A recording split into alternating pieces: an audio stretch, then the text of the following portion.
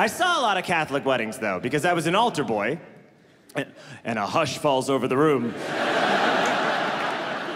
Isn't it weird how that became a scandalous thing? That was just some boring shit I had to do on weekends. But now it's like saying I was a French maid for a period of time. I was treated well in my day. I worked for a variety of sirs.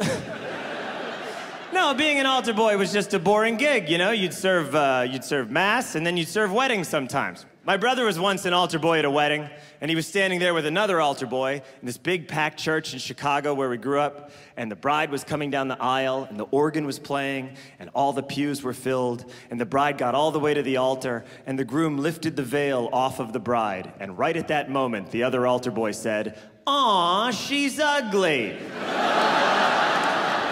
And then they looked, and they were right next to the video camera. And I know that's awful, but wouldn't you give like $1 million to see that wedding video? It was the best moment of this stupid woman's life. And she's walking down the aisle, and the organ's like, bum, ba, da, da, da, da, da. And she gets all the way to the altar, to her betrothed, and he unveils her to the world and to the eyes of God. And right at that second, for no reason at all, some Cheeto-fingered rat mustache 13-year-old prick decides to go, "Aw, she's ugly."